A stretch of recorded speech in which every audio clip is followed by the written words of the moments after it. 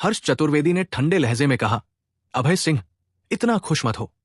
दूसरे दौर में मैं हिम शिखर कॉरपोरेशन से खरीदी नकली जेड चूड़ी पेश करूंगा। तुम्हारा खेल खत्म। अभय ने हर्ष को ठंडी नजरों से देखते हुए जवाब दिया। हर्ष, हमारी कंपनी सिर्फ असली जेड चूड़ियां बेचती है, हम नकली सामान नहीं बेचते। हर्ष ने अपनी जेब छूते हुए ठंडी स्माइल के साथ कहा, सच में? मैं सबको दिखाऊंगा कि मेरी बहन ने तुम्हारी कंपनी से नकली चूड़ी खरीदी। बेचारा हर्ष नहीं जानता था कि उसकी नकली चूड़ी को अभय ने असली चूड़ी से बदल दिया है। अभय ने हल्के से मुस्कुराकर कहा, ठीक है, मैं बाद में देखता हूं कि तुम्हारी चूड़ी असली है या नकली। वो हॉल से बाहर निकला। ये सुनिश्चित करने के बाद कि कोई उसे नहीं देख रहा, वो तेजी से औरतों के वॉशरूम पहुंचा। कमरा नंबर 1 में तिंग चतुर्वेदी और सिताओ हालदार अभी भी अपनी आपत्तिजनक हरकतों में व्यस्त थे। दोनों को नहीं पता था कि अभय उनके ठीक बगल में है। अभय ने नकली जेड चूड़ियों वाला डिब्बा निकाला और उसे दरवाजे के नीचे से उसकी पुरानी जगह पर सरका दिया। नकली चूड़ियां वापस रखने के बाद अभय ठंडी स्माइल के साथ चला गया। उसे इस जोड़े की हरकतें देखने का कोई इरादा नहीं था। शालिनी ने आकर्षक स्माइल के साथ एक लाल ब्रश होल्डर अभय को थमाते हुए कहा, अभय, ये वो ब्रश होल्डर है जो मैंने तुम्हारे लिए तैयार किया। तुम इसे दूसरे दौर में इस्तेमाल कर सकते हो। दूसरे दौर का मिशन प्राचीन वस्तुओं की जांच था। हर प्रतिभागी को एक वस्तु लानी थी जिसकी उसके प्रतिद्वंदी को जांच करनी थी। अभय ने ब्रश होल्डर को हाथ में लेकर कहा, यह ब्रश होल्डर बुरा नहीं है। ब्रश होल्डर चॉपस्टिक जितना लंबा था। यह लाल सागौन की लकड़ी का बना था। इस पर एक हंस की नक्काशी थी और नीचे व्यासराव लिखा था। अभय जानता था कि व्यासराव मशहूर सुलेख मास्टर वेद व्यास का नाम था। तो यह ब्रश होल्डर वेद व्यास का था, जो प्राचीन काल का मशहूर शख्स था। लेकिन अभय को पता था कि यह ब्रश होल्डर वेद व्यास का नहीं है, यह नकली था। उसने हल्के से मुस्कुराकर कहा, शालिनी, यह ब्रश होल्डर नकली है। शालिनी ने जवाब दिया, अभय, ऐसा नहीं हो सकता। मेरे एक रिश्तेदार ने यह ब्रश होल्डर मुझे शादी के तोहफे में दिया था। मैंने इसे जांच के लिए भेजा था और उन्होंने कहा कि यह असली है। अभय ने स्माइल के साथ समझाया, शालिनी, तुम्हारे रिश्तेदार ने तुमसे झूठ बोला। सोचो, वेद व्यास गुप्त काल के हैं। यह 1000 साल पुराना है। लकड़ी इतने लंबे वक्त तक कैसे टिक सकती है? वो कब की सड़ गई होती। शालिनी के चेहरे पर घबराहट छा गई। अभय, अब हम क्या करें? जब ये नकली है तो इसकी जांच कैसे होगी?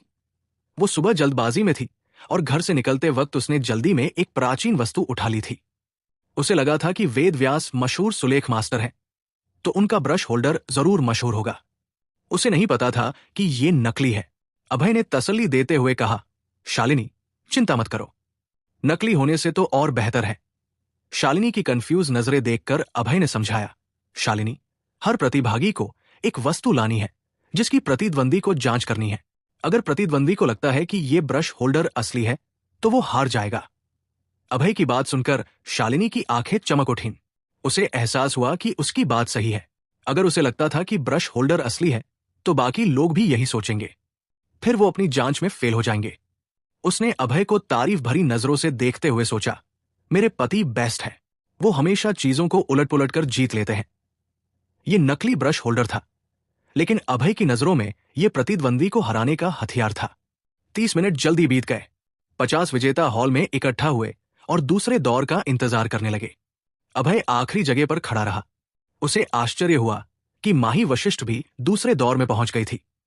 उसने माही के कंधे पर थपकी देकर कहा, बधाई हो माही, तुम भी अगले दौर में पहुंच गई।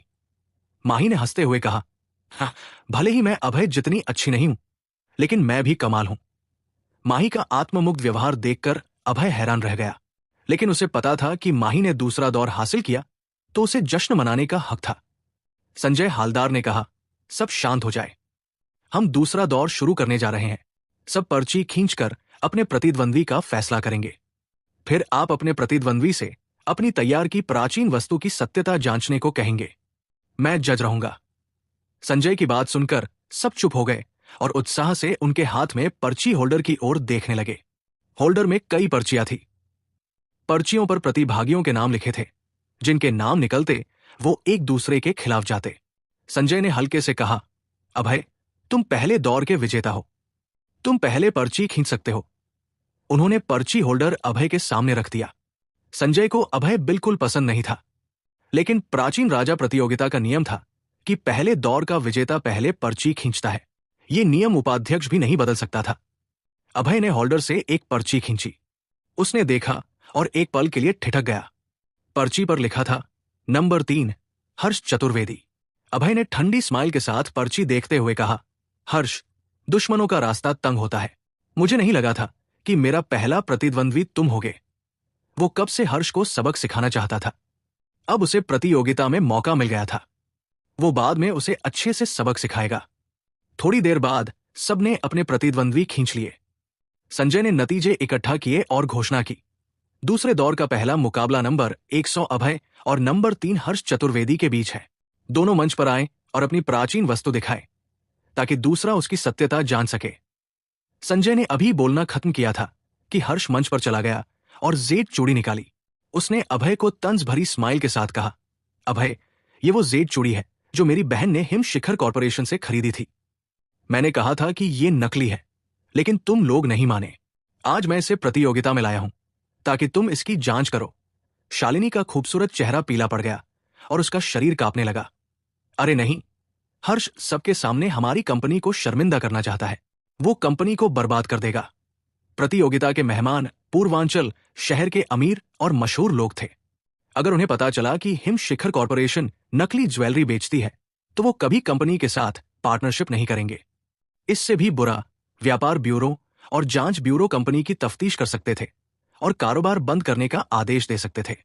हर्ष की मंशा सचमुच बहुत खराब थी। हर्ष चतुर्वेदी की आवाज इतनी तेज थी कि हॉल के बीच में कई लोगों की निगाहें घूम गई। उसने जानबूझकर हिम शिखर कॉर्पोरेशन की जेड चूड़ी को नकली बताया ताकि सब सुन ले। उसकी मंशा बेहद खराब थी। एक दर्शक ने कहा, हिम शिखर कॉर्पोरेशन इतनी बड़ी कंपनी है, वो नकली चूड़ी तो नहीं बेचेगी ना।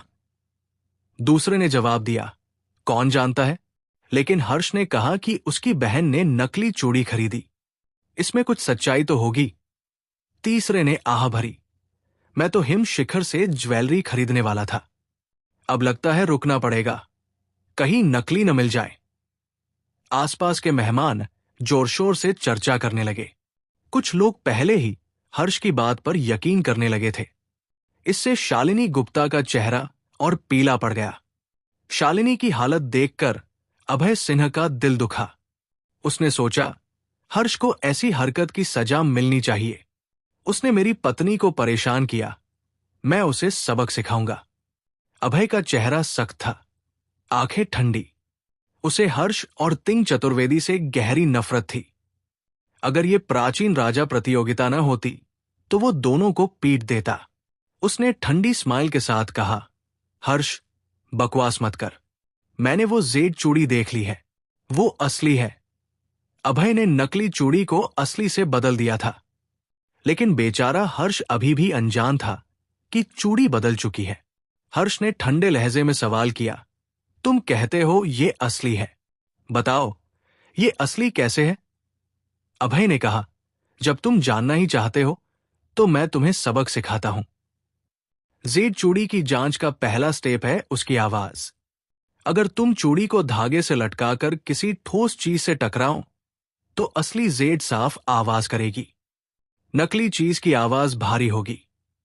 उसने दोनों जेड चूड़ियों को धागे पर लटकाया और पेन से हल्के से टकराया। चूड़ियों ने साफ और सुरीली आवाज की। साफ था कि जेड शानदार क्वालिटी का था। हर्ष ने भौहें सिकोड़कर तंज कसा, अगर चूड़ी कांच की भी हो तो साफ आवाज करेगी। तुम्हारी जांच पक्की नहीं है। वो ये नहीं मानेगा कि चूड़ी असली है। जाहिर तौर पर उसे नकली होने पर अड़ा रहना था। चूड़ी के नकली होने पर ही वो हिम शिखर कॉर्पोरेशन और अभय की साख खराब कर सकता था। अभय ने कहा, आवाज सुनने के अलावा जेड की जांच में उसका लुक और रंग देखना पड़ता है। ये चूड़ी साफ और चमकदार है, हाथ में भारी लगती है, इसमें एक भी खामी नहीं है, रंग शुद्ध सफेद है, ये असली है। नकली चूड़ी टकराने पर भारी आवाज करती है, उसमें से रोशनी नहीं गुजरती, वो हल्की होती है और उसमें खामियां होती है, रंग भी गहरा होता है। हर्ष, ये चूड़ी असली है, अब तुम्हारे पास क्या कहना है? अभय ने ठंडी स्माइल के साथ जांच का प्रोसेस बताया। आसपास के लोग अभय की बात पर सहमति में सिर हिलाने लगे। चूड़ी साफ तौर पर असली लग रही थी। हर्ष ने अपने हाथ में चूड़ी देखकर अचानक चेहरा बदल लिया। नहीं, ये मेरी चूड़ी नहीं है। उसे साफ याद था कि तिंग ने जो चूड़ियां दी थी वो हल्की थी, रंग भी थोड़ा अलग था, लेकिन अब उसके हाथ में चूड़ियां भारी थी और शुद्ध सफेद। हर्ष ने अचानक सिर घुमाकर तिंग को देखा और चिल्लाया, तिंग, क्या तुमने मुझे गलत चूड़ी दी? हर्ष की बात सुनकर तिंग का चेहरा बदल गया। उसने जल्दी से अपनी चूड़ी निकाली और देखा कि वो हर्ष के हाथ की चूड़ियों से अलग थी। वजन और रंग में हल्का फर्क था। अरे नहीं, चूड़ियां बदल गई। तिंग हैरान रह गई। उसे पता था कि हर्ष के हाथ की नकली चूड़ियां असली हो चुकी थी, लेकिन उसे नहीं पता था कि चूड़ियां कब बदली गई। तिंग ने नकली चूड़ियां निकाली और हर्ष को देने की तैयारी की। तभी उसके कानों में एक आवाज गूंजी। अभय ने हल्के से कहा, मिस चतुर्वेदी, मैं सलाह दूंगा कि आप नकली चूड़ियां न निकालें। वो तिंग के बगल में आ गया था। उसे पता था कि अगर तिंग ने नकली चूड़ियां निकाली तो हंगामा हो जाएगा। जो दर्शक सच नहीं जानते वो हिम शिखर कॉरपोरेशन को नकली ज्वेलरी बेचने वाली कंपनी समझ लेंगे। ये कंपनी की साख के लिए तबाहकारी होता। इसलिए उसने तिंग को रोका। तिंग ने जहरीले लहजे में कहा, अभय, तुमने चूड़ियां बदली, मैं नकली चूड़ियां निकालूंगी और हिम शिखर कॉरपोरेशन की साख बर्बाद करूंगी। उसे पता था कि अगर उसने नकली ज्वेलरी निकाली और जिद की कि उसने उसे कंपनी से खरीदा तो कंपनी की इमेज खराब हो जाएगी। अभय ने हल्के से मुस्कुराकर अपना फोन निकाला। मिस चतुर्वेदी, मैं आपको कुछ दिखाता हूं। फोन में तिंग और सिताओं की वॉशरूम में हरकतों की तस्वीरें और वीडियो थे। तिंग ने हैरानी से कहा, तुम्हें ये वीडियो कहां से मिला? उसका चेहरा पीला पड़ गया और पूरा शरीर कांपने लगा। अभय ने कहा, मिस चतुर्वेदी, मैंने वॉशरूम में तुम और सिताओं की हरकतें रिकॉर्ड की। अगर मैं ये वीडियो पब्लिश कर दूं तो क्या होगा? तिंग ने गिड़गिड़ाया, मैं तुमसे विनती करती हूं, प्लीज ये वीडियो पब्लिश मत करो। अभय ने कहा, मैं वीडियो नहीं पब्लिश करूंगा, एक शर्त पर। तुम्हें वादा करना होगा कि तुम ऐलान करोगी कि हिम शिखर कॉरपोरेशन से खरीदी चूड़ी असली थी। तुम्हें कंपनी के खिलाफ मुकदमा भी वापस लेना होगा। तिंग ने सिर हिलाकर कहा, ठीक है, मैं वादा करती हूं। वो जल्दी से अभय की शर्त मान गई। उसे पता था कि वीडियो किसी भी कीमत पर बाहर नहीं जाना चाहिए। अगर वो लीक हो गया तो वो परिवार में बहिष्कृत हो जाएगी और अब जी नहीं पाएगी। अपनी इज्जत के लिए तिंग को अभय की शर्त माननी पड़ी, भले ही वो गुस्से से भरी थी। उसे अपना गुस्सा दबाना पड़ा। हर्ष ने देखा कि तिंग हिल नहीं रही तो जोर से कहा, तिंग, तुम किसका इंतजार कर रही हो? हिम शिखर कॉरपोरेशन से खरीदी नकली चूड़ी लाओ। तिंग ने हल्के से मुस्कुराकर कहा, भैया, मैंने जो चूड़ी कंपनी से खरीदी वो असली है, बकवास बंद करो। हर्ष का चेहरा कंफ्यूज हो गया। तिंग, तुम्हें पता है तुम क्या कह रही हो? उसने अपनी बहन के साथ मिलकर कंपनी और अभय को फंसाने की साजिश रची थी। अब तिंग कंपनी का पक्ष कैसे ले सकती थी? ये उनके तय किए प्लान से बिल्कुल उलट था। तिंग ने कहा, भैया, मैं फिर कहती हूं, मैंने जो चूड़ी कंपनी से खरीदी वो तुम्हारे हाथ में है, वो असली है। उसने हर्ष की बात को नजरअंदाज कर दिया। तिंग की कमजोरी अभी भी अभय के हाथ में थी। जाहिर तौर पर उसे उसकी बात माननी थी। हर्ष गुस्से से लाल हो गया। उसने तिंग को गुस्से भरी नजरों से देखा। उसे समझ नहीं आया कि उसकी बहन को क्या हो गया। वो कंपनी के लिए अच्छा क्यों बोल रही थी? संजय हालदार ने हल्के से मुस्कुराकर कहा, अभय, मैंने इस जेड चूड़ी की जांच कर ली है, ये असली है। क्या आप नतीजा घोषित कर सकते हैं? अभय की बात सुनकर संजय ने भौहें सिकोड़ ली। वो साफ देख सकते थे कि हर्ष चतुर्वेदी के हाथ में चूड़ी असली है। ये वो नकली चूड़ी नहीं थी जो उन्होंने बनाई थी। उन्होंने कहा, दूसरे दौर में अभय ने जेड की सही जांच की और 10 अंक हासिल किए। उनके मन में कंफ्यूजन था, लेकिन फिर भी उन्हें अभय की जीत घोषित करनी पड़ी। उनके पीछे 4 और जज थे, तो संजय सच नहीं छिपा सकते थे। शालिनी गुप्ता के चेहरे पर उत्साह की चमक आई जब उसने सुना कि संजय ने हिम शिखर कॉरपोरेशन की चूड़ी को असली बताया। अभय, तुम बेस्ट हो। कंपनी का संकट टल गया। उसे नहीं पता था कि तिंग चतुर्वेदी ने चूड़ी को असली क्यों माना, लेकिन वो जानती थी कि ये सब अभय की वजह से हुआ। एक दर्शक ने कहा, मैंने तो कहा था हिम शिखर जैसी बड़ी कंपनी नकली सामान क्यों बेचेगी। दूसरे ने तंज कसा, हर्ष बाहर से अच्छा लगता है, नहीं पता था कि वो बकवास करेगा। तीसरे ने कहा, हर्ष का परिवार भी प्राचीन वस्तुओं और ज्वेलरी का बिजनेस करता है। वो साफ तौर पर अपने कॉम्पिटिटर को नीचा दिखाना चाहता था। चौथे ने जोड़ा, कितना गलत इंसान है, मैं अब से हिम शिखर से ही ज्वेलरी खरीदूंगा, चतुर्वेदी कॉरपोरेशन से कुछ नहीं लूंगा। आसपास के लोग जोर शोर से बात करने लगे। वो हिम शिखर की तारीफ कर रहे थे और हर्ष की हरकतों को जमकर कोस रहे थे। शालिनी के चेहरे पर स्माइल आ गई।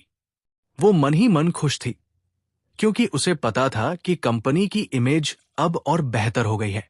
हर्ष ने कंपनी की साख बर्बाद करने की साजिश रची थी, लेकिन उसका प्लान उल्टा पड़ गया। प्राचीन राजा प्रतियोगिता में मौजूद हर शख्स अब कंपनी की तारीफ कर रहा था। हर्ष का चेहरा पीला पड़ गया और गुस्से से लाल हो गया। ये क्या हो गया? उसने इतनी साजिश रची, लेकिन उसकी हर चाल ने हिम शिखर को फायदा पहुंचाया। संजय ने भौहें सिकोड़कर कहा, अभय, तुमने हर्ष की वस्तु की जांच कर ली, अब अपनी वस्तु निकालो ताकि हर्ष उसकी सत्यता जांच सके। भले ही अभय प्राचीन वस्तुओं का जीनियस था और उसे ढेर सारी जानकारी थी, संजय को वो बिल्कुल पसंद नहीं था। दूसरे दौर में प्रतिभागियों को न सिर्फ प्रतिद्वंदी की वस्तु की जांच करनी थी, बल्कि अपनी वस्तु भी लानी थी ताकि प्रतिद्वंदी उसकी जांच करे। अभय ने हल्के से मुस्कुराकर ब्रश होल्डर निकाला और कहा, हर्ष, ये मेरी वस्तु है, कृपया इसकी जांच करो। हर्ष ने ब्रश होल्डर लिया और उसे ध्यान से देखा। ब्रश होल्डर का रंग शुद्ध था। इसके नीचे व्यासराव लिखा था। हर्ष का परिवार प्राचीन वस्तुओं का बिजनेस करता था। उसे ऐतिहासिक हस्तियों की कुछ जानकारी थी। व्यासराव मशहूर सुलेख मास्टर वेद व्यास का नाम था। सब जानते थे कि वेद व्यास सुलेख के मास्टर थे। कालिदास कविताएं लिखने में माहिर थे, तो वेद व्यास सुलेख में। हर्ष ने ब्रश होल्डर देखने के बाद जोर से कहा, यह ब्रश होल्डर असली है। अभय ने हर्ष की बात सुनकर होंठ सिकोड़े। उसे लगा कि हर्ष पूरी तरह अज्ञानी है। भले ही उसका परिवार ज्वेलरी और प्राचीन वस्तुओं का बिजनेस करता हो, उसकी समझ बहुत सतही थी। हर्ष ने सिर्फ व्यासराव लिखा देखकर नतीजा निकाल लिया कि ब्रश होल्डर असली है। कितना मूर्खतापूर्ण! हर्ष ने अभय की तिरस्कार भरी नजरें देखकर गुस्से से कहा, अभय, तुम मुझे ऐसे क्यों देख रहे हो? क्या तुम जलन में हो कि मैंने सही जांच की? जलन में कि तुमने सही जांच की? अभय ने आंखें घुमाई। हर्ष की अज्ञानता पर उसका तिरस्कार और बढ़ गया। अज्ञानी होना ठीक है, लेकिन अपनी अज्ञानता का दिखावा करना गलत है। उसने तिरस्कार भरी नजरों से कहा, हर्ष, तुम गलत हो। ये ब्रश होल्डर नकली है, ये असली नहीं है। उसे लगा कि हर्ष से बात करके उसका दिमाग खराब हो रहा है। उसने हल्के से कहा, हर्ष, मैं तुम्हें बताता हूं। वेद व्यास गुप्तकाल के हैं। गुप्तकाल से अब तक 1000 साल बीत चुके हैं। ब्रश होल्डर लकड़ी का है। इतने साल तक इसका टिकना नामुमकिन है। ये मॉडर्न नकली चीज है। हर्ष ने हार नहीं मानी। मैं तुम्हारी बात पर यकीन नहीं करता। ये हाई क्वालिटी सागौन की लकड़ी का है। अगर इसे वैक्यूम कब्र में रखा गया होता तो ये 1000 साल तक टिक सकता था।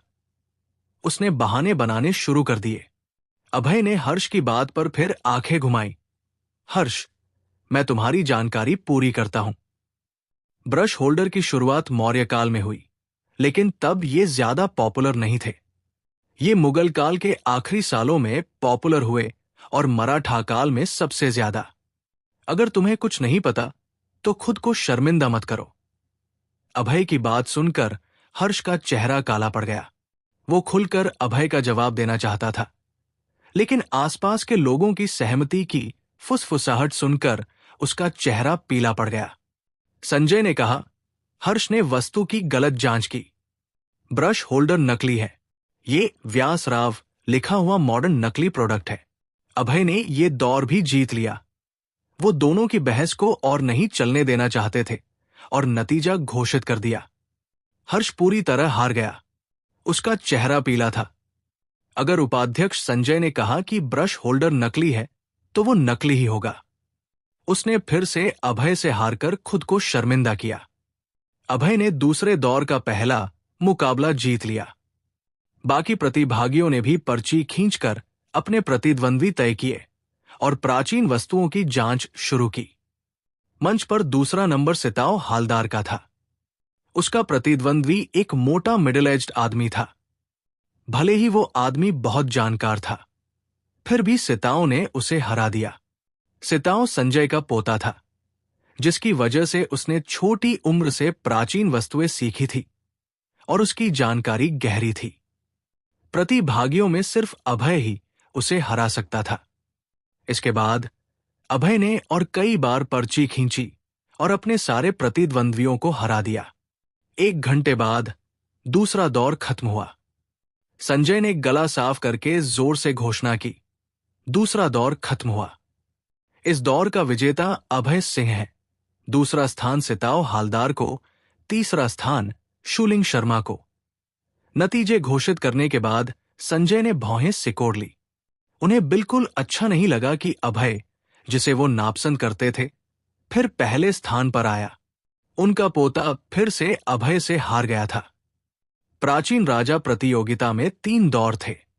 अगर कोई तीनों दौर जीत लेता तो उसे प्राचीन राजा का खिताब मिलता। वो न सिर्फ सम्मान जीतता बल्कि शानदार इनाम भी पाता। संजय ने जोर से कहा, सब 30 मिनट का ब्रेक ले, फिर हम तीसरा दौर शुरू करेंगे। इसके बाद उन्होंने सिताओं को एक तरफ ले जाकर कुछ बात की। शालिनी अभय के पास आई और धीमी आवाज में कहा, अभय, तुम बेस्ट हो। तुमने फिर पहला स्थान जीता। वो काफी उत्साहित थी। अभय सिंह ने स्माइल के साथ कॉन्फिडेंटली कहा, बिल्कुल शालिनी, मैं तो बेस्ट हूं। प्रतियोगिता जीतना उसके लिए बेहद आसान था। शालिनी ने चमकती मुस्कान के साथ कहा, अभय, तुमने मुकदमे का मसला सॉल्व कर दिया। Thank you. उसकी पलकें हल्के से फड़फड़ाई। वो दिल से खुश थी। अभय ने मजाकिया अंदाज में कहा, शालिनी, मैंने इतना बड़ा फेवर किया, मुझे इनाम चाहिए। उसने पूछा, क्या इनाम चाहिए? अभय ने शालिनी के आकर्षक होठों को गर्म नजरों से देखते हुए कहा, मैं तुम्हें किस करना चाहता हूं। वो उन मीठे होठों को चखना चाहता था। शालिनी खूबसूरत थी। उसकी त्वचा बेदाग और गोरी थी। उसने आज खास तौर पर तैयार किया था, जिससे वो और भी लुभावनी लग रही थी। अभय की बात सुनकर शालिनी का चेहरा लाल हो गया। उसने शर्माते हुए कहा, अभय, प्रतियोगिता अभी खत्म नहीं हुई। आसपास ढेर सारे लोग हैं। घर पहुंचकर तुम मुझे किस कर सकते हो। उसे पता था कि अभय ने उसके लिए बहुत कुछ किया। उसे इनाम देकर उसका हौसला बढ़ाना जरूरी था। अभय ने उत्साह से कहा, ठीक है, प्रतियोगिता के बाद घर पर मुझे किस चाहिए। उसकी आंखें चमक रही थी। वो थोड़ा एक्साइटेड था। पहले शालिनी उसके किस करने की कोशिशों का विरोध करती थी, लेकिन अब वो मना नहीं कर रही थी। ये अच्छा संकेत था। उसका प्लान था कि पहले शालिनी को किस करे, फिर धीरे धीरे और करीब आए। तभी अभय के फोन पर एक टेक्स्ट आया। उसने फोन निकाला और देखा कि ये रूपा सिन्हा का मैसेज था। मैसेज में लिखा था, अभय, मैं औरतों के वॉशरूम के कमरा नंबर 2 में हूं, जल्दी आ। रूपा का मैसेज देखकर अभय थोड़ा एक्साइटेड हो गया। उसने औरतों के वॉशरूम में बुलाया था। ये रूपा उसे लुभाने की कोशिश कर रही थी। उसने पेट पकड़कर कहा, शालिनी, मुझे वॉशरूम जाना है। शालिनी ने जवाब दिया, ठीक है, जल्दी जाओ। तीसरा दौर 30 मिनट में शुरू हो रहा है। उसे रूपा का टेक्स्ट नहीं दिखा था। अभय ने उसकी ओर हाथ हिलाया और तेजी से औरतों के वॉशरूम की ओर बढ़ गया। पल भर में वो कमरा नंबर 2 पर था। उसने वॉशरूम का दरवाजा खोला और देखा कि रूपा उसका इंतजार कर रही थी। रूपा बेहद आकर्षक थी। उसकी आंखें चमक रही थी और अभय की देखभाल के बाद वो और भी लुभावनी हो गई थी। उसने आज लाल ड्रेस पहनी थी जो उसकी कॉलरबोन, फिगर और खूबसूरती को और निखार रही थी। वो एक जादुई गुलाब की तरह थी। अभय मंत्रमुग्ध हो गया। रूपा ने उसकी नजरें देखकर हल्के से गुस्सा दिखाते हुए कहा, सिली, दरवाजा बंद कर। उसे खुशी थी कि वो अभय को लुभा सकती थी। मर्द का टारगेट दुनिया जीतना होता है तो औरत का मर्द को। अभय की आंखें खुशी से चमकी। उसने जल्दी से वॉशरूम का दरवाजा बंद किया और रूपा को गर्म नजरों से देखा। रूपा ने थोड़ा नाराजगी भरे अंदाज में कहा, सिली, तुम पिछले 2 दिन मुझसे मिलने क्यों नहीं आए? क्या तुम मुझे पसंद नहीं करते? अभय ने 2 रातों से उससे मुलाकात नहीं की थी। इससे रूपा इतनी उदास थी कि उसका खाना तक छूट गया था। अभय उसकी जिंदगी का सबसे अहम इंसान बन चुका था। एक दिन उसे न देखे तो वो उसे बहुत मिस करती थी। रूपा को अभय की इतनी याद आई कि उसने उसे टेक्स्ट किया और वॉशरूम में बुलाया। अभय ने अपनी चिकनी बातों का जादू चलाया। रूपा, मुझे तुम बहुत पसंद हो। इन 2 दिनों में कुछ जरूरी काम थे। तुम्हारा टेक्स्ट मिलते ही मैं फौरन चला आया। उसकी बातें शहद सी मीठी थी और उसने रूपा को जल्दी ही हंसा दिया। रूपा की स्माइल मोहक थी, जैसे खिलता गुलाब।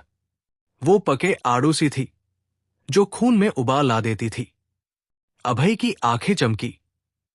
उसने जल्दी से रूपा की ड्रेस उतारी और वॉशरूम में आपत्तिजनक हरकतें शुरू कर दी।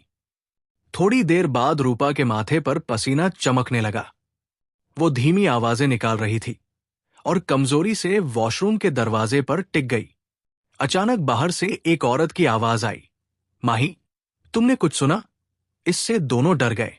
उन्होंने सांस रोकी और दीवार से सट गए।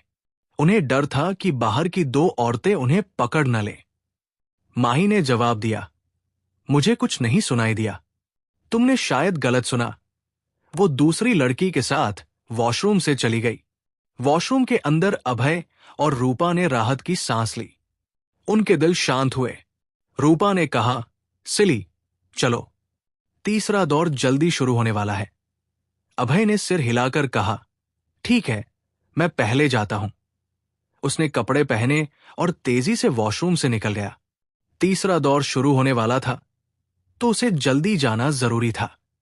जाने से पहले उसने रूपा को एक किस दी, जिससे वो थोड़ा शर्मा गई। रूपा ने हल्के से कहा, शरारती। भले ही उसने अभय को शरारती कहा, लेकिन उसके चेहरे पर स्नेह था। उसने जल्दी से कपड़े पहने और वॉशरूम से निकल गई। वो 5 जजों में से एक थी और उसे प्रतियोगिता की निगरानी करनी थी। 20 मिनट पलक झपकते बीत गए। तीसरे दौर का वक्त आ गया। प्रतियोगिता में अब 10 लोग बचे थे। बाकी 40 लोग दूसरे दौर में बाहर हो गए थे। अभय को हैरानी हुई कि माही वशिष्ठ भी अगले दौर में पहुंच गई थी। मानना पड़ेगा, वो लड़की बहुत लकी थी, या शायद उसने अपनी काबिलियत छिपाई थी। उसने कई प्रतिभागियों को हराकर टॉप 10 में जगह बनाई। अभय ने माही के कंधे पर थपकी देकर स्माइल के साथ कहा, बधाई हो माही, तुम टॉप 10 में पहुंच गई। माही ने आत्ममुग्ध अंदाज में कहा, हाँ अभय, मैं भी तो कमाल हूं। माही का कॉन्फिडेंस देखकर अभय हैरान रह गया। उसने कहा, मैंने बस 2 तारीफें की और तुम इतना इतराने लगी। माही ने हंसते हुए अंगूठा दिखाया, हाँ, भले ही मैं कूल हूं, लेकिन तुम ज्यादा कूल हो। तुमने तो दूसरा दौर जीत लिया। उसकी आंखें तारीफ से भरी थी। संजय हालदार ने हल्की स्माइल के साथ कहा, सब शांत हो जाए। तीसरा दौर शुरू होने वाला है। मैं 10 प्राचीन वस्तुएं लाऊंगा। हर कोई एक वस्तु चुनकर उसकी सत्यता जांचेगा। तीसरे दौर की जांच संजय खुद करेंगे। वो 10 प्रतिभागियों के लिए 10 प्राचीन वस्तुएं लाएंगे जिनकी जांच करनी थी। संजय हालदार ने 10 प्राचीन वस्तुएं सामने रखीं। इनमें चित्रकलाएं, जेड, फूलदान और चमकते मोती शामिल थे। उन्होंने हल्की स्माइल के साथ कहा, इन 10 वस्तुओं में असली और नकली चीजें मिक्स है। आप सभी को एक एक वस्तु चुनकर उसकी सत्यता जांचनी है। इस बार हम रैंक से नहीं बल्कि पर्ची खींचकर सीक्वेंस तय करेंगे। ये तीसरे दौर के नियम थे। चूंकि 10 वस्तुएं थी, हर किसी को एक मिलनी थी। अभय सिंह ने जल्दबाजी में कोई वस्तु नहीं चुनी। वो ध्यान से हर चीज को देख रहा था। 10 में से 5 असली थी और 5 नकली। अभय आगे नहीं बढ़ा, लेकिन बाकी 9 प्रतिभागी खुद को रोक न सके। उन्होंने वस्तुएं चुनी और जांच शुरू कर दी। मानना पड़ेगा, संजय की लाई वस्तुएं हाई क्वालिटी थी। नकली चीजें असली से बहुत मिलती जुलती थी। इस स्टेज पर कई प्रतिभागी गलत जांच कर चुके थे। अभय के अलावा बाकी सभी ने वस्तु चुनकर जांच शुरू कर दी थी। शूलिंग शर्मा और माही वशिष्ठ भी फेल हो चुके थे। सिर्फ सिताओ हालदार बचा था। बेशक सिताओ इसलिए जीत सका क्योंकि उसे अपने दादा संजय से वस्तुओं की पहले से जानकारी मिली थी। उसे पहले ही पता था कि 10 में से कौन सी वस्तुएं असली है। संजय की मदद के बिना सिताओं की जीत नामुमकिन थी। हर इंडस्ट्री में अनकहे नियम होते हैं। प्राचीन राजा प्रतियोगिता भी इसका अपवाद नहीं थी। संजय ने अभय को एक तरफ खड़ा देखा तो थोड़ा नाखुश होकर कहा, अभय, जल्दी एक वस्तु चुनकर जांच करो। उनकी आंखों में हल्की नाराजगी थी। उन्होंने अभय को चुनने को कहा, लेकिन असल में अभय के पास कोई चॉइस नहीं थी। बाकी 9 वस्तुएं पहले ही चुनी जा चुकी थी। सिर्फ चमकता मोती बचा था। चमकता मोती अंडे के साइज का था, गोल, हल्का नीला और हल्की चमक वाला। इसकी सतह जेड सी चिकनी थी, बिना किसी खामी के। अभय ने मोती को हाथ में लिया तो उसे गर्माहट महसूस हुई। चमकता मोती एक रेयर ज्वेल था। प्राचीन काल में इसे चांदनी मोती और सुंदरता का मोती कहते थे। सिर्फ रईस लोग इसे रख सकते थे। इतिहास में मशहूर चमकते मोती रानी लक्ष्मीबाई, मुमताज महल और महारानी विक्टोरिया के पास थे। मोती औरतों की पसंदीदा ज्वेलरी थी और रईसी की निशानी थी। अभय ने मोती को ध्यान से देखा, भौहें सिकोड़ी और कहा, यह चमकता मोती नकली है। क्या? चमकता मोती नकली है? उसकी बात सुनकर सब हैरान रह गए। सबने कंफ्यूज नजरों से अभय को देखा। एक ने कहा, चमकता मोती नकली कैसे हो सकता है? दूसरे ने जोड़ा, इसका रंग इतना चमकदार है, ये तो शुद्ध लगता है, मुझे तो असली लगता है। तीसरे ने कहा, मुझे भी लगता है ये असली है। आसपास के दर्शक आपस में बात करने लगे। सबको मोती असली लग रहा था। आखिरकार मोती देखने में शानदार था। संजय का चेहरा अभय की बात सुनकर हल्का बदल गया। उन्हें तो अपनी लाई चीजों की सत्यता पता थी। अभय ने दर्शकों की कंफ्यूज नजरें देखकर समझाया, चमकता मोती एक चमक पैदा करने वाली चीज है। ये ज्वालामुखी के लावे से बनता है, धरती की प्लेटों के मूवमेंट और मिनरल जमा होने से। इसके अंदर चमकने वाले कण होते हैं। ये एक तरह का ज्वेल है। चूंकि ये गोल है और चमकता है, इसे चमकता मोती कहते हैं। चश्मा पहने जज ने जोर से पूछा, अभय, ये सब तो हमें पता है, लेकिन तुम क्यों कह रहे हो कि ये नकली है? जज 60 साल के थे। उनकी नजर कमजोर थी, इसलिए उन्हें चश्मे वाला जज कहते थे।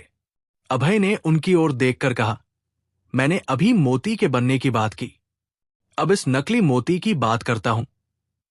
ये एक पत्थर है जिस पर फ्लोरोसेंट पाउडर की कोटिंग है। पत्थर को गर्म करके फ्लोरोसेंट पाउडर को अब्सॉर्ब कराया गया, इसलिए ये चमक रहा है। चश्मे वाले जज ने समझते हुए कहा, ओह, तो ये पत्थर और फ्लोरोसेंट पाउडर से बना नकली मोती है। चमकता मोती रेयर और महंगा होता है, इसलिए कुछ मैन्युफैक्चरर्स ने मोटा मुनाफा कमाने के लिए नकली मोती बनाए। भले ही अभय ने सब साफ कर दिया था, संजय अभी भी खुश नहीं थे। उन्होंने कहा, अभय, तुमने जो कहा वो सिर्फ थ्योरी है, तुम्हें साबित करना होगा कि ये मोती नकली है। अभय ने संजय को जानबूझकर मुश्किल में डालते देख हल्के से मुस्कुराया। जब आप प्रूफ चाहते हैं तो मैं आपको देता हूं। उसने एक अल्कोहल की बोतल और एक पोर्सिलेन बाउल लिया। उसने बाउल में अल्कोहल डाला और चमकते मोती को उसमें डाल दिया। अल्कोहल और मोती में केमिकल रिएक्शन हुआ। फ्लोरोसेंट पाउडर धीरे धीरे मोती से निकलकर अल्कोहल में घुल गया। चमकता मोती अब एक आम पत्थर बन गया था। बाउल में आम पत्थर देखकर जज और दर्शक हैरान रह गए। ये तो सचमुच चमकता मोती नहीं है। किसी को नहीं लगा था कि मोती नकली होगा। संजय का चेहरा पत्थर देखकर सख्त हो गया, लेकिन सबकी नजरों के सामने उन्हें नतीजा घोषित करना पड़ा। अभय ने तीसरा दौर पास कर लिया। तीसरे दौर में सिर्फ 2 लोग पास हुए, अभय और सिताव। लेकिन अभय पहले और दूसरे दौर का विजेता था, इसलिए वो सीधे प्राचीन राजा प्रतियोगिता का पहला स्थान हासिल कर गया। ये जजों का सामूहिक फैसला था। संजय भले ही नाखुश थे, लेकिन वो कुछ नहीं कर सकते थे। युनचांग शर्मा ने खांसकर गला साफ किया और जोर से घोषणा की, पूर्वांचल शहर की प्राचीन राजा प्रतियोगिता सफलतापूर्वक खत्म हुई। इस साल का प्राचीन राजा अभय सिंह है। उनकी बात सुनकर दर्शक उत्साहित हो गए। वो खड़े हुए और तालियां बजाने लगे। पूर्वांचल शहर में सिर्फ एक प्राचीन राजा होता है। केवल प्रतियोगिता का विजेता ही ये खिताब पा सकता है। अभय ने बिना किसी शक के ये खिताब जीता। वो इस साल प्रतियोगिता का डार्क हॉर्स था। प्रतियोगिता से पहले किसी ने नहीं सोचा था कि वो जीतेगा। विजेता का इनाम शानदार था। उसे न सिर्फ पूर्वांचल शहर का प्राचीन राजा का खिताब मिला, बल्कि 10 लाख रुपए की प्राचीन वस्तु भी। युनचांग ने अभय को एक सिल्वर ट्रॉफी दी। ट्रॉफी 30 सेंटीमीटर ऊंची थी, सिल्वर और क्रिस्टल क्लियर।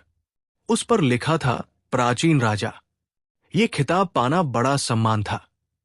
युनचांग ने ट्रॉफी अभय को दी और एक डिब्बे से सफेद चमकता मोती निकाला। उन्होंने स्माइल के साथ कहा, अभय, ये असली चमकता मोती है। ये मराठाकाल के रईस परिवार की प्राचीन वस्तु है। ये तुम्हारा इनाम है। मोती दूधिया सफेद और गोल था। ये हल्की सफेद चमक बिखेर रहा था। अभय ने एक नजर में देख लिया कि ये असली चमकता मोती है। अभय सिंह ने सफेद चमकता मोती लेते हुए कहा, थैंक यू युनचांग सर। उसे पता था कि युनचांग की सिफारिश की वजह से ही वो प्राचीन राजा प्रतियोगिता में हिस्सा ले सका।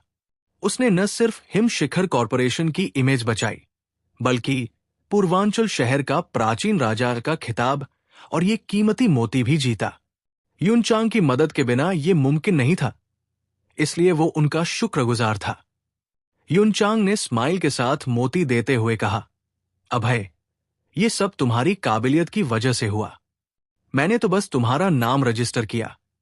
उन्हें पता था कि इस युवा को प्राचीन वस्तुओं की गहरी समझ है, शायद उनसे भी ज्यादा, जो प्राचीन वस्तु संघ के अध्यक्ष थे। हर्ष चतुर्वेदी और सिताओ हालदार ने अभय को प्रतियोगिता जीतते और प्राचीन राजा का खिताब पाते देखा तो उनकी नजरों में नफरत की चमक थी। अभय की जीत ने उन्हें शर्मिंदा किया था और वो बदला लेने के रास्ते सोच रहे थे। प्राचीन राजा प्रतियोगिता आधिकारिक तौर पर खत्म हो गई। अभय पूर्वांचल शहर के प्राचीन राजाओं में से एक बन चुका था। जैसे ही वो मंच से उतरा, कुछ प्राचीन ज्वेलरी कंपनियां उसके पास आई और उसे अपने यहां जॉब ऑफर करने लगी।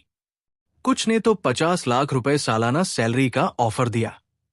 उनके लिए 50 लाख की सैलरी अभय की मौजूदा सेल स्टाफ की कमाई से कहीं ज्यादा थी। लेकिन सबको हैरानी हुई जब अभय ने बिना सोचे समझे ऑफर ठुकरा दिया। कुछ कंपनियां नहीं मानी और 1 करोड़ रुपए सालाना सैलरी ऑफर की, लेकिन अभय ने वो भी रिजेक्ट कर दिया। सब शॉक थे, किसी को समझ नहीं आया कि अभय ने 1 करोड़ की सैलरी क्यों ठुकराई, जबकि वो महीने के कुछ हजार कमाने वाला सेल स्टाफ था।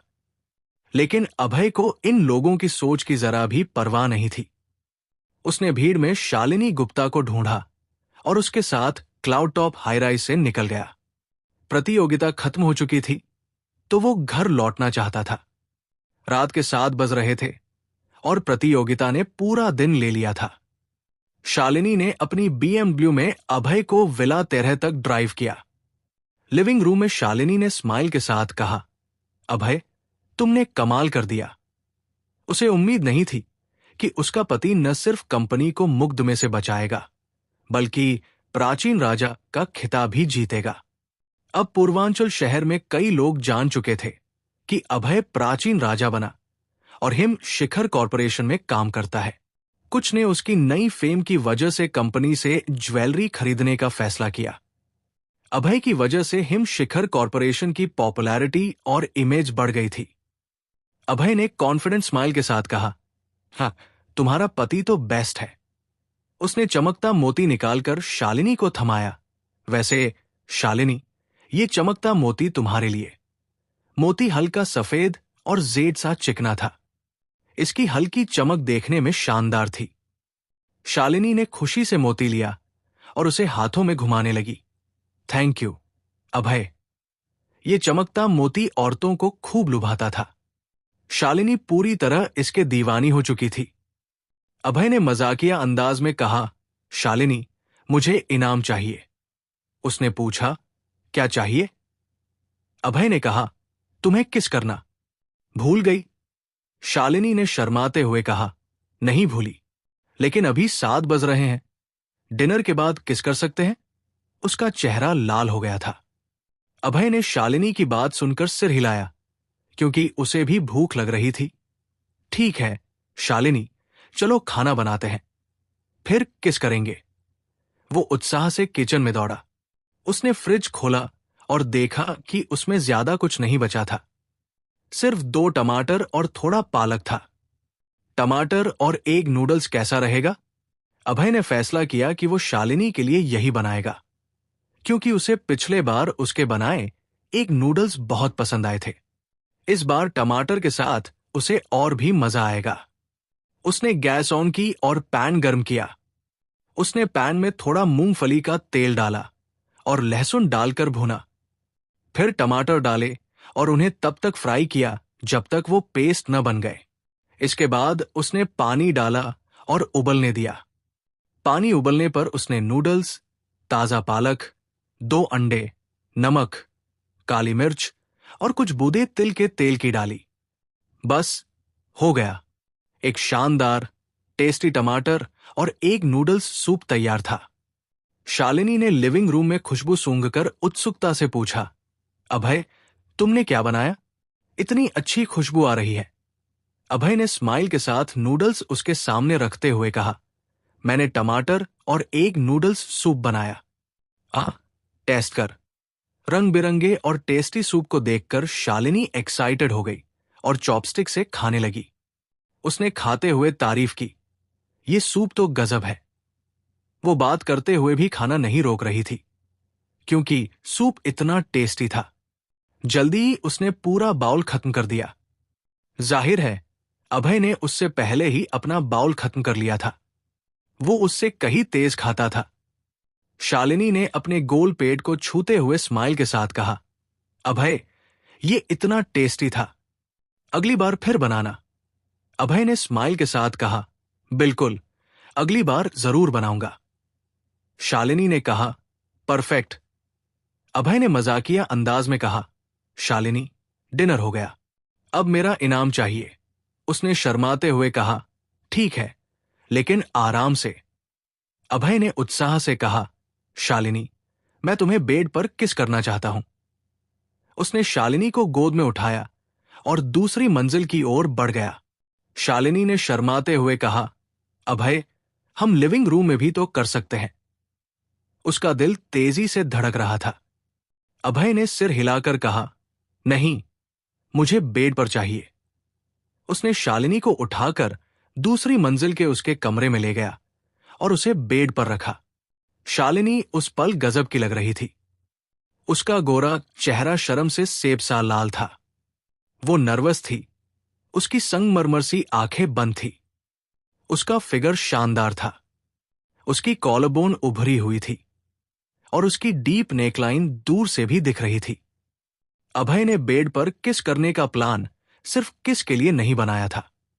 वो चाहता था कि शालिनी पहले कंफर्टेबल हो, फिर वो और करीब आए। उसने स्माइल के साथ शालिनी का बेड छूते हुए कहा, शालिनी का बेड तो कितना खुशबूदार है। सचमुच शालिनी का बेड खुशबूदार था। उसमें हल्की गुलाब की खुशबू थी जो मन को सुकून देती थी। शालिनी गुप्ता ने शर्माते हुए कहा, जल्दी करो अभय। उसने अभय के किस का इंतजार करते हुए आंखें खोल ली थी। वो चाहती थी कि उसका पति जल्दी उसे किस करे, लेकिन अभय उसका बेड छू रहा था और सोच में डूबा था। इससे उसका दिल तेजी से धड़क रहा था। अभय ने हल्की स्माइल के साथ कहा, शालिनी मैं आया। वो भेड़िए की तरह उस पर झपटा। उसकी नजरों में शालिनी एक नाजुक खरगोश थी। उसने शालिनी के होंठों पर किस किया। उसके होंठ मीठे और नरम थे जैसे शहद का रस। शालिनी ने हल्का विरोध किया, अभय तुम कितने शरारती हो। तुम सिर्फ किस कर सकते हो। ये क्या छू रहे हो। ये शरारती न सिर्फ उसे किस कर रहा था बल्कि उसकी छाती भी दबा रहा था। अभय ने मजाकिया अंदाज में कहा, शालिनी मसाज सेहत के लिए अच्छी है, इससे तुम्हारा फिगर और बेहतर हो सकता है। उसने मौके का फायदा उठाया। उसके हाथ और होंठ दोनों बिजी थे। वो शालिनी का पूरा मजा ले रहा था। बेचारी शालिनी को लगा था कि वो सिर्फ किस करेंगे। उसे नहीं पता था कि अभय इतना फायदा उठाएगा। थोड़ी देर बाद शालिनी पसीने से तर और शर्माई हुई बेड पर कमजोर पड़ गई। उसकी शर्मिंदगी भरी नजरों के सामने अभय खड़ा हुआ और अपने बेडरूम में लौट गया। सच कहें तो वो शालिनी के साथ और करीब आना चाहता था, लेकिन शालिनी ने सिर्फ किस और छूने की इजाजत दी थी। इसलिए अभय को अपनी चाहत दबानी पड़ी। उसे पता था कि शालिनी ने जब उसे अपने बेड पर आने दिया तो वो जल्द ही और करीब आ जाएगा। वो उस दिन का बेसब्री से इंतजार कर रहा था। अगले दिन सुबह सूरज चमक रहा था। एक और सनी डे था। हाल ही में पूर्वांचल शहर का मौसम शानदार था। हर दिन धूप खिली रहती थी। ग्लोबल वार्मिंग की वजह से सर्दियां भी गर्म थी। ये उन सर्दियों से अलग था जब वो छोटा था, जब बर्फ गिरती थी और ठंड हड्डियां जमा देती थी। अभय सुबह जल्दी उठा, तैयार हुआ और हिम शिखर कॉरपोरेशन के लिए निकल गया। शालिनी तो पहले ही ऑफिस जा चुकी थी। वो वर्कहॉलिक थी और कभी छुट्टी नहीं लेती थी। कल एक अपवाद था जब उसने प्राचीन राजा प्रतियोगिता के लिए छुट्टी ली थी। सेल्स डिपार्टमेंट में एक कर्मचारी ने कहा, मॉर्निंग पेपर पढ़ा। अभय ने पूर्वांचल शहर की प्राचीन राजा प्रतियोगिता जीती। दूसरे ने जवाब दिया, हां मैंने देखा। पहले तो लगा गलती हो गई, लेकिन फोटो में अभय ही है। नहीं सोचा था कि वो पहला स्थान लेगा। तीसरे ने कहा, हां उसने न सिर्फ चैंपियनशिप जीती बल्कि पूर्वांचल शहर का प्राचीन राजा का खिताब भी। कमाल है। सेल्स डिपार्टमेंट के लोग जोर शोर से बात कर रहे थे। वो अभय की तारीफ और रिस्पेक्ट से भरे थे। आखिरकार हिम शिखर कॉरपोरेशन एक ज्वेलरी कंपनी थी। सेल्स डिपार्टमेंट के कर्मचारियों को प्राचीन वस्तुओं की कुछ समझ थी। उन्हें पता था कि प्राचीन राजा का खिताब जीतना कितना मुश्किल है। वो हैरान थे कि अभय ने यह खिताब हासिल किया। बेशक शुरुआती शौक के बाद वो गर्व से भरे थे। अभय सेल्स डिपार्टमेंट का हिस्सा था और उसकी जीत ने डिपार्टमेंट को भी सम्मान दिलाया। जब अभय डिपार्टमेंट में पहुंचा तो उसने लोगों को अपने बारे में बात करते सुना। उसने मन में सोचा, वाह न्यूज़ कितनी तेजी से फैलती है।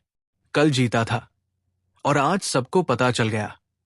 एक अलर्ट सेल्स पर्सन ने सबसे पहले उसे देखा। देखो अभय आ गया। ऑफिस के सारे लोग अभय के इर्द गिर्द जमा हो गए। कुछ ने ऑटोग्राफ पैड निकाला और उत्साह से कहा, अभय, प्लीज मेरा ऑटोग्राफ ले लो। अभय की पहचान अब साधारण नहीं थी। वो मौजूदा पूर्वांचल शहर का प्राचीन राजा था। ये लोग बाद में दिखावा करने के लिए उसका ऑटोग्राफ चाहते थे। भीड़ के उत्साह के सामने अभय उनके रिक्वेस्ट ठुकरा नहीं सका। उसने पेन निकाला और सबके लिए ऑटोग्राफ साइन किए। श्यामली वर्मा ने खुशी से कहा, अभय, मुझे भी ऑटोग्राफ दे दो। उसने एक कार्ड निकाला। अभय ने कार्ड लेकर उस पर साइन करते हुए कहा, श्यामली, क्या तुम भी मेरी फैन हो? श्यामली ने तारीफ भरी आंखों से कहा, बिल्कुल अभय, तुम इतने स्मार्ट हो। तुमने प्राचीन राजा का खिताब जीता और कंपनी का संकट भी सॉल्व किया। कंपनी में हर कोई तुम्हें रिस्पेक्ट करता है। अभय ने उसका छोटा सा गोरा और नरम हाथ छूते हुए मजाक किया। श्यामली, मुझे इतना मत तारीफ करो, वरना मैं इतराने लगूंगा। श्यामली ने शरारत भरी नजरों से कहा, शरारती। उसका मासूम चेहरा लाल हो गया था। भले ही उसने अभय को शरारती कहा, उसने अपना हाथ नहीं हटाया। वो उसे पकड़े रहने दे रही थी। वो मन ही मन खुश थी। औरतें अक्सर ऐसा ही करती हैं। मुंह से शरारती कहेंगी, लेकिन दिल से चाहेंगी। ये उनकी शर्म और नजाकत है। श्यामली से थोड़ी फ्लर्टिंग के बाद अभय अपने काम में जुट गया। कल वो ऑफिस नहीं आया था, तो उसके पास ढेर सारा काम था। भले ही काम ज्यादा था, अभय ने उसे तेजी और सटीकता से पूरा किया। उसने डॉक्यूमेंट्स ऑर्गेनाइज किए और सेल्स स्प्रेडशीट्स जल्दी बना ली। दोपहर में छुट्टी के वक्त तक उसने सारा काम खत्म कर लिया था। श्यामली ने उसकी तारीफ भी की। छुट्टी का वक्त हुआ तो अभय ने सोचा, चलो रूपा से मिलने चलते हैं। वो हिम शिखर कॉरपोरेशन से निकलकर रूपा सिन्हा को ढूंढने गया। तभी उसका फोन बजा। उसने फोन निकाला और देखा कि उसकी साली जिया सिन्हा का कॉल था। इस क्यूट लड़की को देखकर उसे हल्का सिरदर्द हुआ। उसने जिया का जिस्म देखा था और उसकी छाती छू ली थी, तो उसे थोड़ा गिल्ट था। जब भी वो उससे मिलता, कुछ न कुछ गड़बड़ हो जाती थी। उसे लगा कि आज भी कुछ अच्छा नहीं होगा। उसने कॉल रिसीव करके पूछा, हाय जिया, क्या बात है? जिया ने कहा, अभय, मैं ड्रीम बार में तुम्हारा इंतजार कर रही हूं, जल्दी आ। अभय ने जवाब दिया, जिया, मैं आज रात बिजी हूं, किसी और दिन मिलते हैं। जिया ने जिद की, नहीं, तुमने मुझसे 3 वादे किए थे। पिछले बार तुमने पहला वादा पूरा किया, आज दूसरा पूरा करो, वरना मैं दीदी को बता दूंगी कि तुमने मेरा जिस्म छुआ। अभय ने जल्दी से कहा, जिया, प्लीज अपनी दीदी को मत बताना, मैं अभी आता हूं। रूपा अपनी बहन को बहुत प्यार करती थी। अभय को डर था कि अगर उसे पता चला कि उसने जिया को छुआ, तो वो उसे तहस-नहस कर देगी। अभय हैरान और उदास था। उसने टैक्सी रोकी और ड्रीम बार की ओर चल पड़ा। ड्रीम बार के प्रवेश द्वार पर जिया सिन्हा ने पिंक ड्रेस पहनी थी, जो उसके फिगर को परफेक्टली हाईलाइट कर रही थी। उसकी आकर्षक आंखें सामने की ओर टिकी थी। बार से गुजरने वाले लोग उसे गर्म नजरों से देख रहे थे। एक युवा ने तो फ्लर्ट करने की कोशिश भी की, लेकिन जिया ने उसे डांट कर भगा दिया। उसने नाराजगी से बुदबुदाया, कितना टाइम लगा रहा है ये अभय, आज रात मैं उसे सबक सिखाऊंगी। थोड़ी देर बाद अभय सिंह की टैक्सी ड्रीम बार पहुंची। उसने तुरंत जिया को देख लिया।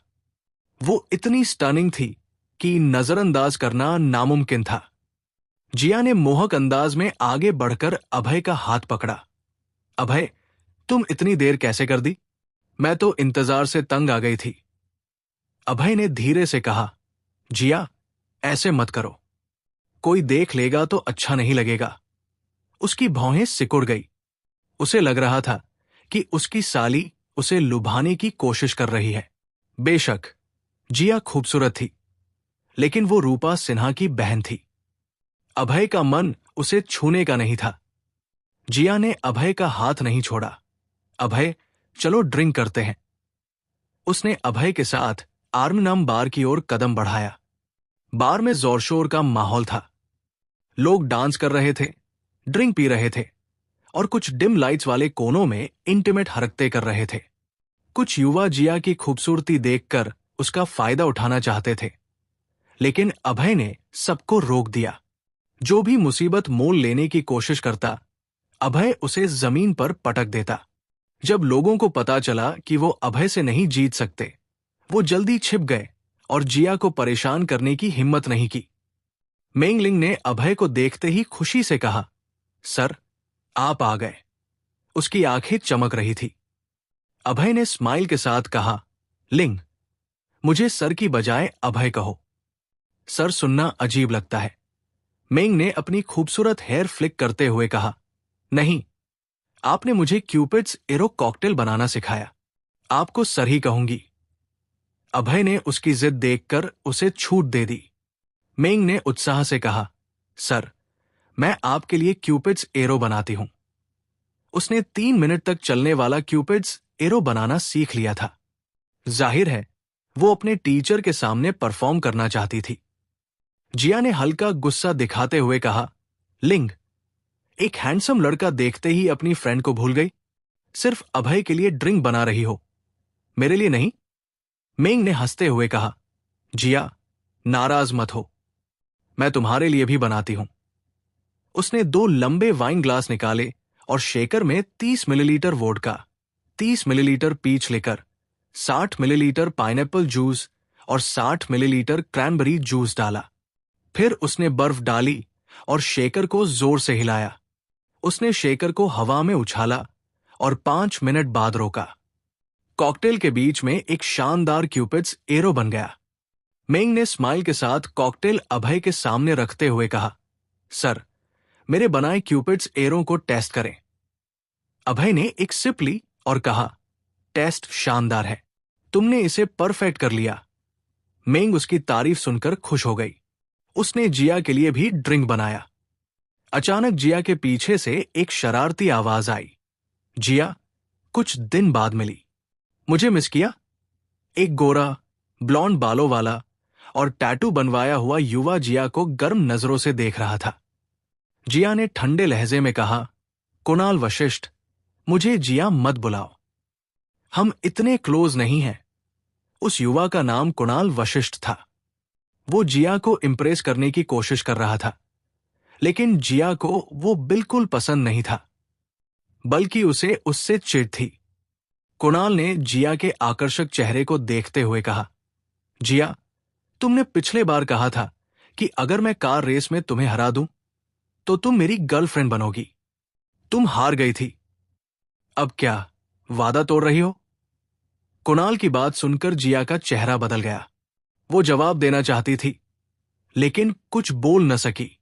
जिया और कुणाल दोनों कार रेसिंग एसोसिएशन के मेंबर थे। कुणाल प्रेसिडेंट था और उसे स्मॉल कार किंग कहते थे। जिया को रेसिंग का शौक था।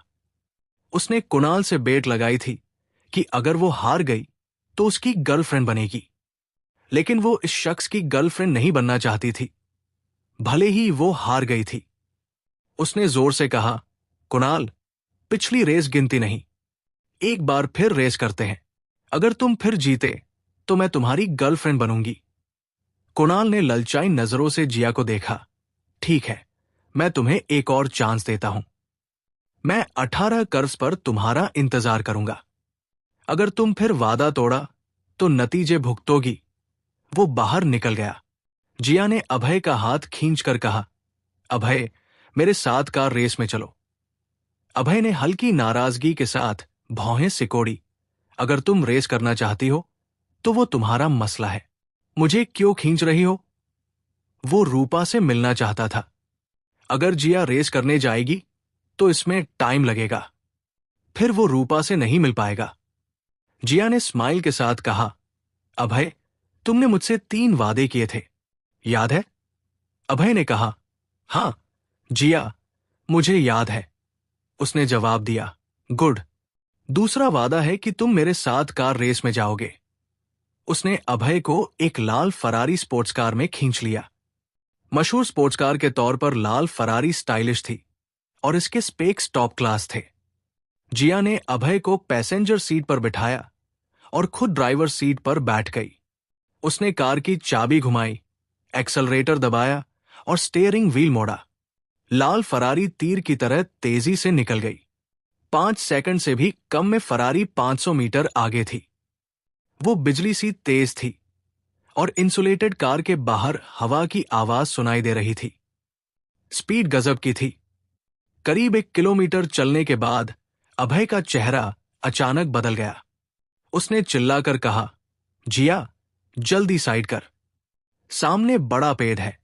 सामने कर्व पर एक विशाल पेड़ था, लेकिन जिया उसे नहीं देख सकी। उसने कार सीधे पेड़ की ओर बढ़ा दी। उसने कॉकटेल पी थी और हल्का नशा था। कार इतनी तेज थी कि उसे सामने की रुकावट दिखी ही नहीं। वो पेड़ की ओर बढ़ गई। खतरा, दोनों की जान खतरे में थी। अगर फरारी पेड़ से टकराई तो कार तबाह हो जाएगी और दोनों की मौत पक्की थी। अभय सिंह ने भौहें सिकोड़कर गुस्से में कहा, जिया, तुमने क्या किया? तुम हमें मारने वाली थी। उसका चेहरा सख्त हो गया जब उसने सिर्फ 30 मीटर दूर विशाल पेड़ को देखा। उसने जिया सिन्हा को डांटा, लेकिन जिया डर के मारे पत्थर हो चुकी थी। उसका शरीर मूर्ति सा जड़ था। उसने न ब्रेक दबाया, न स्टीयरिंग मोड़ा। वो बस अपनी सीट पर बेवकूफी से बैठी रही। इस क्राइसिस में अभय ने स्टीयरिंग व्हील पकड़ा और अचानक मोड़ा। कार हवा में 360 डिग्री ड्रिफ्ट कर गई। कार का पिछला हिस्सा पेड़ से रगड़ता हुआ निकला। वो पेड़ से टकराकर मरने से बाल बाल बचे। अभय ने ड्रिफ्ट करके पेड़ से बचने के बाद गैस पेडल दबाया और कार को सड़क किनारे पार किया। उसके माथे पर ठंडा पसीना छलक रहा था। हालात इतने खतरनाक थे कि वुल्फ टाइगर ग्रुप का लीडर भी घबरा गया। अभय को जिया पर गुस्सा आ रहा था। जिया का चेहरा पीला पड़ गया था। उसने अपने गुलाबी हाथ से सीना थपथपाया। कितना खतरनाक था। मैं तो डर के मर गई। अभय ने जिया के माथे पर जोर से थपकी मारी और गुस्से में कहा, तुम्हें पता है कितना रिस्क था? अगर मैं जल्दी रिएक्ट न करता तो हम दोनों मर चुके होते। खतरनाक हालात याद करके अभय का गुस्सा भड़क गया।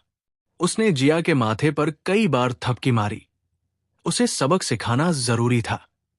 जिया ने माथा पकड़कर उदास चेहरा बनाया। अभय, मैंने सबक सीख लिया। अब और मत मारो। आमतौर पर अगर कोई उसका माथा छूता तो वो गुस्सा हो जाती, लेकिन वो जानती थी कि इस बार वो गलत थी, इसलिए उसने गुस्सा दबा लिया। अभय ने भौहें सिकोड़कर कहा, फिर कभी ड्रिंक करके गाड़ी मत चलाना। उसकी बात जिया के भले के लिए थी। जिया रूपा सिन्हा की बहन थी और रूपा उसे बहुत प्यार करती थी। अगर जिया ड्रिंक करके ड्राइविंग की वजह से एक्सीडेंट का शिकार होती तो रूपा को बहुत दुख होता। जिया ने सिर हिलाया और अचानक उसके दिल में गर्माहट महसूस हुई। किसी का इतना केयर करना अच्छा लग रहा था। भले ही अभय ने उसे थोड़ा सा अटेंशन दिया, वो टच्ड थी। उसने अचानक कुछ याद करके हैरानी से कहा, अभय, तुमने जो ड्रिफ्ट किया वो तो सुपर कूल था। तुम्हें रेसिंग आती है? अभय का ड्रिफ्ट मूव जिया को बहुत इंप्रेस कर गया था। उसने ऐसा स्पीड ड्रिफ्ट कभी नहीं देखा था। गजब का था। उसकी बात सुनकर अभय ने हल्के से कहा, कोई खास बात नहीं, बस दुनिया में नंबर 1। जिया ने आंखें घुमाकर हैरानी से कहा, अभय, थोड़ा कम डींग मारो। उसे यकीन था कि अभय को रेसिंग आती है, लेकिन वो ये नहीं मानती थी कि वो दुनिया का नंबर 1 है। दुनिया में इतने रेसर हैं, अभय कैसे टॉप हो सकता है? जिया के सवालों पर अभय ने हल्के से स्माइल की, लेकिन कुछ नहीं कहा। उसे सफाई देने की जरूरत नहीं थी। उसकी स्किल्स उसका मसला थी। दूसरों का यकीन न करना कोई मायने नहीं रखता। जिया ने माथा छूते हुए कहा, अभय, मेरा सिर दुख रहा है, तुम ड्राइव करो। उसे ज्यादा ड्रिंक की वजह से सिरदर्द था, तो उसने अभय को ड्राइव करने को कहा। अभय ने भौहें सिकोड़कर कहा, पैसेंजर सीट पर बैठो और सीट बेल्ट बांध लो, मैं ड्राइव करता हूं। उसने जिया को पैसेंजर सीट पर बिठाया और ड्राइवर सीट पर बैठ गया। सच कहें तो वो जिया को फिर ड्राइव नहीं करने देना चाहता था। उसने ज्यादा ड्रिंक कर लिया था और उसका दिमाग साफ नहीं था। अगर वो गाड़ी चट्टान से नीचे ले गई तो तबाही हो जाती। अभय अपनी जिंदगी की बहुत कदर करता था और जाहिर तौर पर जिया की कार में मरना नहीं चाहता था। उसने ड्राइवर सीट पर बैठकर सीट बेल्ट बांधने के बाद पूछा, जिया, हम कहाँ जा रहे हैं? जिया ने पलके झपकाकर कहा, 18 कर्व्स हिल के नीचे। कुणाल वशिष्ठ वहां मेरा इंतजार कर रहा है। अभय ने गैस पेडल दबाया। फरारी दहाड़ती हुई 18 कर्व्स की ओर बढ़ी। वो तेज और स्टेडी ड्राइव कर रहा था। उसकी स्किल्स जिया से कहीं बेहतर थी। उसने कार को सेफ और तेजी से चलाया। जिया ने उम्मीद भरी नजरों से पूछा, अभय, क्या तुम मेरे लिए रेस कर सकते हो? उसे अभय की स्किल्स पर बहुत भरोसा था। वो हवा में ड्रिफ्ट नहीं कर सकती थी, लेकिन अभय कर सकता था। साफ था कि वो जबरदस्त रेसर है। अभय ने कहा, नहीं, मुझे कार रेसिंग पसंद नहीं। जिया ने जिद की, अभय, प्लीज मेरा फेवर करो, मैं तुम्हारी गर्लफ्रेंड बन सकती हूं। अभय ने जवाब दिया, जिया, बकवास मत कर, मेरी गर्लफ्रेंड तुम्हारी दीदी है। जिया ने मोहक स्माइल के साथ कहा, अभय, हर मर्द को 2 बहनों का ख्वाब होता है। हम दोनों तुम्हें सर्व करेंगी। तुम बहुत खुश रहोगे। उसकी बात सुनकर अभय ने जोर से ब्रेक मारा। वो सड़क किनारे की रेलिंग से टकराते टकराते बचा और उसकी सांस तेज हो गई। 2 बहनें? सच कहें तो 2 बहनों का ख्वाब कई मर्दों का होता है। 2 बहनों के उसे सर्व करने का ख्याल उसे एक्साइटेड कर गया। लेकिन अभय ने जल्दी सिर हिलाकर खुद को कोसा। अभय, तू अच्छा इंसान है, ऐसी शरारती सोच कैसे आ सकती है? उसने अपने दिल की उत्तेजना दबाई और सिर हिलाकर कहा, जिया, बकवास मत कर, मैं वैसा इंसान नहीं हूं। जिया ने हंसते हुए मोहक अंदाज में कहा, अभय, अभी तुम्हारा दिल तेज धड़का, तुम ललचाए ना? अभय ने जल्दी इनकार किया, बकवास। अगर तुम और बकवास करोगी तो मैं तुमसे बात नहीं करूंगा। सच कहें तो उसका दिल तेज धड़का था और वो एक पल के लिए ललचाया था। लेकिन आखिरकार उसकी समझ ने लालच को दबा दिया। मैं अच्छा इंसान हूं। अभय ने मन ही मन अपनी तारीफ की। उसने जिया से बात बंद की और 18 कर्व्स की ओर ड्राइव करने लगा। 18 कर्व्स पूर्वांचल शहर का रूरल इलाका था। ये एक ऊंची पहाड़ी थी जिसमें 18 तीखे मोड़ थे। रास्ते तंग और स्टेप थे। कई युवा रेसर यहां रेसिंग करना पसंद करते थे और कार रेसिंग क्लब का हेडक्वार्टर भी यही था। बेशक क्लब में शामिल होने वाले सिर्फ अमीर लोग या सोसाइटी के गुंडे टाइप लोग थे। 18 कर्व्स ऐसा इलाका था जहां कोई अथॉरिटी ध्यान नहीं देती थी। भले ही ये जमीन पूर्वांचल शहर की थी, लेकिन ये 3 शहरों की सीमा पर था। शहर इस इलाके को शायद ही मैनेज करते थे। रईसजादे यहां न सिर्फ रेसिंग करते थे, बल्कि फाइट्स, ड्रग्स और औरतों की तलाश भी करते थे। हर साल यहां फाइट्स या रेसिंग की वजह से 10 से ज्यादा मौतें होती थी। 30 मिनट बाद अभय 18 कर्व्स पहुंच गया। उसने सिर उठाकर देखा कि सामने की ऊंची पहाड़ी पर सचमुच कई मोड़ थे। वो 18 कर्व्स पर आ चुके थे, लेकिन उसे हैरानी हुई कि पहाड़ी के नीचे एक बार था। मानना पड़ेगा, रईसजादे मजे लेना जानते थे। वो यहां खुलकर ड्रिंक और रेस कर सकते थे। वाइल्ड बार, ये बार रेसिंग क्लब का हेडक्वार्टर था। नाम से जाहिर था, वाइल्ड बार वो जगह थी जहां ढेर सारे बेकाबू और शरारती लोग जमा होते थे। बार के सामने 1000 स्क्वायर मीटर का खाली मैदान था। वहां 100 लोग इकट्ठा थे। 20 साल की उम्र के लड़के लड़कियां, लेकिन कोई भी 30 से ऊपर नहीं। बीच में ब्रांडेड स्पोर्ट्सवेयर पहने रईस लड़के खड़े थे। उनके आसपास टैटू और ब्लॉन्ड बालों वाले बिंदास कपड़े पहने लोग थे। रईस और शरारतियों के अलावा कुछ औरतें भी थी, लेकिन ये औरतें सभ्य नहीं थी।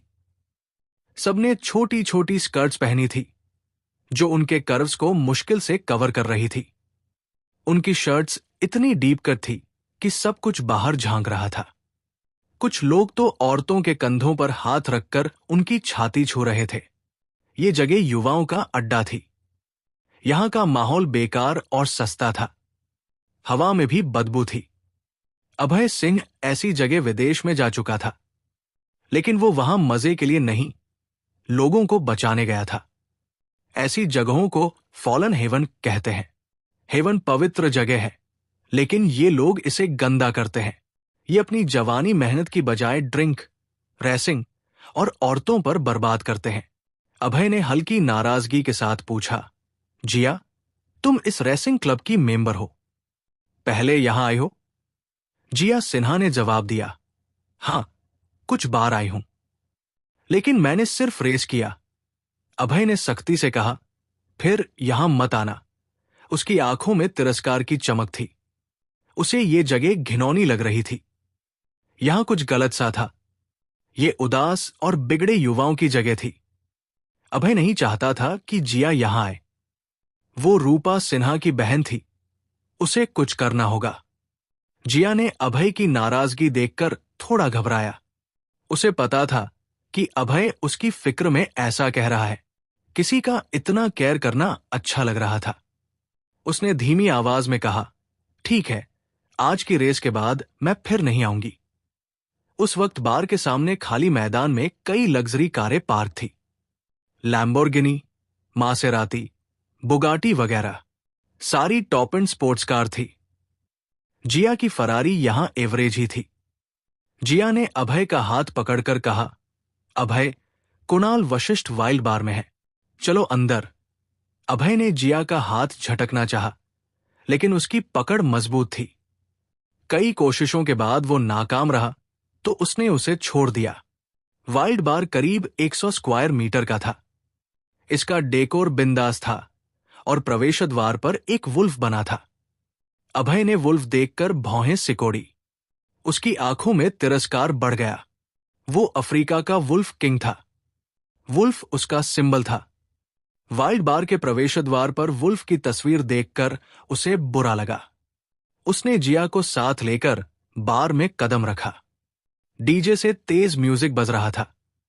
कई लड़के लड़कियां उछल रहे थे, एक दूसरे से रगड़ खा रहे थे। कुछ कोनों में तो लोग बिना कपड़ों के इंटीमेट हरकतें कर रहे थे। बार बेहद गंदा और अराजक था। ड्रीम बार से इसकी तुलना नहीं हो सकती थी। एक गोरा, ब्लॉन्ड बालों वाला लड़का काली शर्ट में उनके पास आया। जिया, तुम आखिरकार आई। मैं कब से इंतजार कर रहा हूं। वो बहुत घमंडी था और उसके पीछे कम से कम 20 बिंदास लोग थे। सबके टैटू और रंग बिरंगे कपड़े थे। साफ था कि वो शरारती टाइप थे। वो लड़का जिया को ललचाई नजरों से देख रहा था। कुणाल वशिष्ठ। जिया को नाखुशी के साथ कुणाल की ओर देखा। उसे उसकी नजरें पसंद नहीं थी। कुणाल ने हल्की स्माइल के साथ कहा, कोई जल्दी नहीं, रेस से पहले एक ड्रिंक हो जाए। जिया ने जवाब दिया, कुणाल, मैं यहां ड्रिंक के लिए नहीं, रेस के लिए आई हूं। कुणाल ने तंज कसा, अगर तुम ड्रिंक नहीं करोगी तो रेस नहीं होगी। डर गई?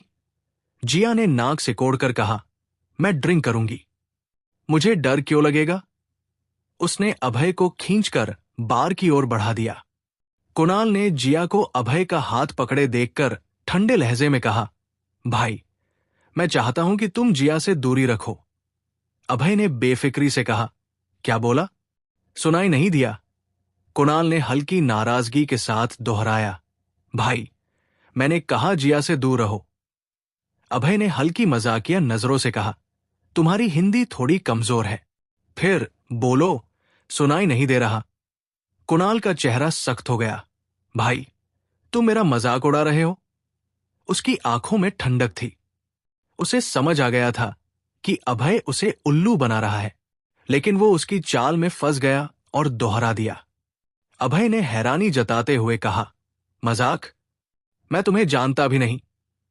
उसे लगा कि कुणाल का दिमाग थोड़ा स्लो है। कुणाल ने कहा, भाई, मैं बता दूं, जिया मेरी गर्ल है, तुम उससे दूर रहो। अभय ने जवाब दिया, अच्छा, अगर मैं मना करूं तो? कुणाल ने धमकाया, भाई, मैं माफिया से हूं। मेरी नहीं मानी तो शायद एक दिन तुम्हारा हाथ पैर टूट जाए। अभय ने ठंडे लहजे में पूछा, तुम मुझे धमकी दे रहे हो? उसे धमकियों से सख्त नफरत थी। एक शरारती लड़के की हिम्मत की उसे धमकाए। वो मरना चाहता है। कुणाल ने ठंडी स्माइल के साथ कहा, समझ लो। अभय ने मजाकिया नजरों से कहा, तुम्हारे पेरेंट्स को पता है कि तुम इतने पावरफुल हो? कुणाल ने कंफ्यूज होकर पूछा, क्या मतलब? उसका दिमाग साफ तौर पर स्लो था। उसे अभय की बात समझ नहीं आई। अभय को कुणाल की समझ पर हैरानी हुई। इतने कमजोर दिमाग वाले से बात करना मुश्किल था। उसने ठंडी स्माइल के साथ कहा, मुझे तुम्हारी समझ पर तरस आता है। अगर तुम्हारे पेरेंट्स को पता चले कि तुम ऐसे हो तो उन्हें तुम्हें जन्म देने का पछतावा होगा। तुम्हें दीवार पर छोड़ देना चाहिए था, धरती का बोझ कम होता। अभय की बातें तीखी थी। कुणाल को आखिरकार समझ आया, ये शख्स उसे बेइज्जत कर रहा था। उसका चेहरा काला पड़ गया। उसने ठंडी नजरों से कहा, भाई, तुमने मुझे बेइज्जत करने की हिम्मत की? मरना चाहते हो? वो आगे बढ़ा और अभय को सबक सिखाने को तैयार था। जिया ने अभय के सामने आकर गुस्से से कहा, कुणाल, अगर तुमने उसे छुआ तो मैं तुम्हें नहीं छोड़ूंगी। उसका आकर्षक चेहरा गुस्से से भरा था।